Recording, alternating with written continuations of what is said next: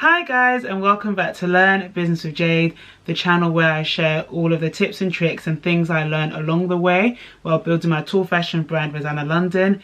Today we'll be talking about how to write a fashion business plan. As per usual, I have my notes here that I'll be sharing on Instagram tomorrow, so you see me looking down, you know what's going on. But first up, what is a business plan? A business plan is a roadmap for your business that outlines goals and details how you plan to achieve these goals. Business plans are essential whether or not you're looking for investors. It kind of helps you keep track of your goals, especially with, things change all the time, and it helps you to not lose focus. It's also not a static document. So you don't write, the mistake that I made anyway, I wrote a business plan at the beginning and then that was it for like over a year. And especially like considering COVID, things change so often. Experts actually recommend that you update your business plan approximately every 3 months. COVID is a good example. The plans that you put in or things you plan for your business in January, now that it's October, with COVID in mind, loads of things have changed, for better, for worse, but ultimately they've changed, and that business plan would actually be outdated. So it's super important to remember that it's not a static document. You do have to update it as your business grows, as your business changes, and so on and so forth. So let's get into the 6 key sections you should include in your business plan. First up isn't really a section, it's just an overview, and it's called the executive summary. It's just an overview of all the actual 6 sections. Super useful, especially when you have all the iterations. So if you update your business plan every 3 months across like 2020, for example, you'd have 4 business plans. It's really useful to have this executive summary where you can just kind of quickly open up the document, see what this business plan was quickly before actually reading through it, because they can get quite lengthy. You should, even though it's the first part of the business plan, write it at the end, because it's easier to summarize something you already have, so trying to think of summary, if that makes sense. So the first main section is the background. This is where you have the legal status of your business. In the UK, there are 4 types of legal business structures: limited company, a partnership, sole trader, and limited liability partnership. Those are 4 types of businesses you can have in the UK. I'm not sure, depending on where you are, I'm not sure where else, like in other countries, what it is, but those are the 4 types you can have. Also in this section, you include an overview of the market. This is not a detailed detailed overview, because there is a section later on where you put your market research and whatever. It's just a very quick overview. Very simply, the women's wear market in the UK is XYZ, or the menswear market in the US is XYZ. Very quick overview, kind of lets the investor or whoever's reading it know kind of how big it is. Is it local, global, national, that kind of thing. For example, I don't know, maybe gold rings are owned, the only market for gold rings is a small town in the southwest of England, or is it that for gold rings the market is across the world? Those kind of things, that's what you put in the background. The second section is the concept. This is where you include details of your designs. It could be sketches, photos of samples. It's kind of very, very detailed as to what the designs are that you're trying to get investment for. So women's wear, so you start with that description: women's wear, men's wear, dresses, shoes, accessories, that kind of thing, and then you can include sketches. If you're sending this out to investors, of course it's very easy just to get them sign an NDA to help the intellectual property of your designs. If it's internal, it helps you just kind of keep structure for that season or what you're trying to put out in the next 3 months or in the next year. It's good to just kind of have a nice overview of your plans. Again, a business plan is your plan for your business and how you plan to execute it. So a key part of a fashion business plan is the fashion side. So yeah, that's what you put in that section. You'd also put your mission statement. So these are your visions and your aims for the brand. Things like where you stand on ethical kind of things, the environment, how you want to make your customers feel, that kind of thing. It also includes your target market, their age, what they do for a living, where do they relax, where do they work, how often do they work, all this kind of thing is included in this section. This is also where you probably include customer profiles or target market profiles. I don't know, Jade is 22, lives in London, works as a manager, she does this, that. She shops 3 times a week, she spends approximately this much, she earns approximately this much, she goes out twice a week, blah blah blah. That will be all included into here. You'd also put your USP / niche. So for example, for me, I'm a tall women's wear brand, not just a women's wear brand. You could be only ethically made swimwear. You could be, I don't know, shoes that if you put it in the ground it can grow into a tree, I don't know. But your USP, your niche should be in this section as well.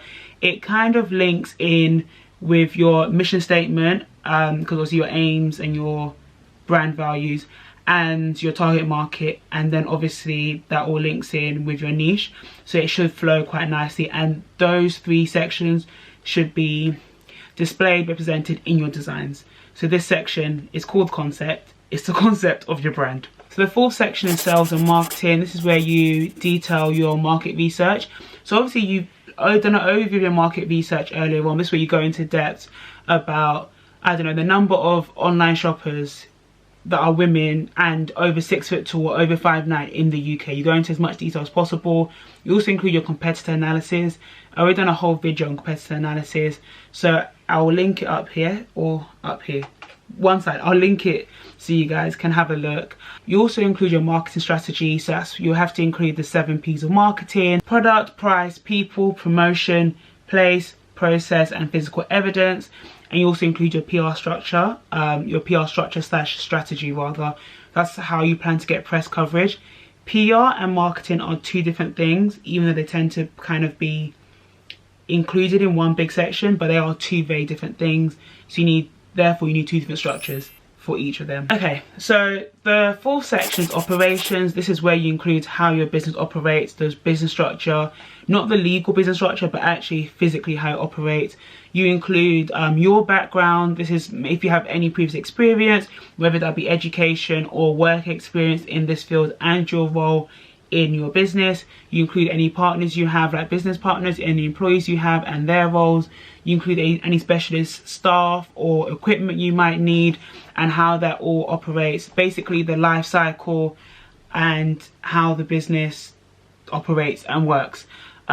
This could be the fact that you have a seamstress that works 5 days a week and she does this for you, or you have a business partner who deals with the finances and you do this section, or you studied, I don't know, accounting, or you studied fashion and you're the one making the pieces. Like, just an overview of what you do and what the role, and everyone in your business, what their role is in the business. And that relates to the 5th section, which is production and sourcing. This is how, where, who produce your goods. You also include the cost price of manufacturing, whether you're doing that by yourself or third party, and whether this is competitive with the market.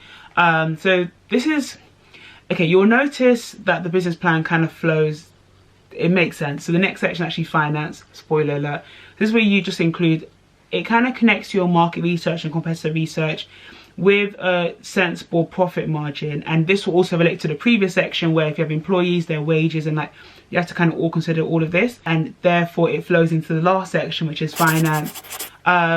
What are your startup costs? How much money do you need and why? Your cash flow forecast, your profit loss statements, all these things need to be in this section. And as you've gone through each section, you will kind of collate information. So what is your expected profit margin based on your competitor analysis? If in the market everyone's selling dresses for £10 and your dresses cost £25 to make, that doesn't make any sense. What is using your competitor research, how often do people shop? All these kind of things all collate into the last section, which is finance. This is important whether or not you're looking for investors. What is it? Something like 98%, I'll put the correct statistics, but 98% of fashion businesses go bust within 2 to 5 years. And the majority of them, that happens because of their lack of knowledge or concern or focus, consideration, blah, blah, blah, on finances. Especially as fashion designers are creatives, a lot of time they don't have the natural inclination or natural interest in finance. Whether you're looking for investors or not, or you're doing it yourself, blah blah blah, finance is important. Ultimately, you're running a business, not a charity, and you need to make a profit to continue having a brand.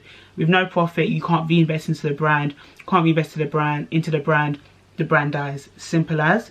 So this is a super important section. Even though it might seem boring and, oh, I hate maths, blah blah blah, it's still important. So that's it. Once you go through all these sections, you will have a business plan. Ta-da, there it is.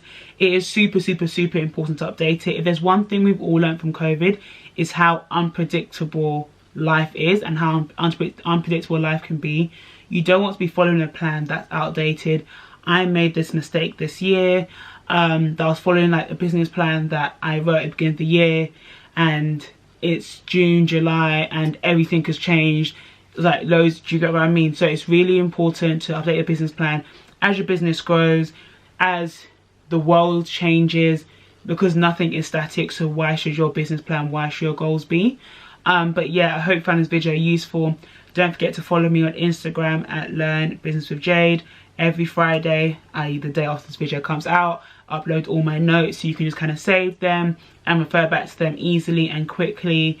I also include podcast of the week, book recommendations, book reviews, all these kind of things. So yeah, I hope you enjoy this video. Don't forget to like and share with someone you think will find it useful, and subscribe, and I will see you next week. Bye.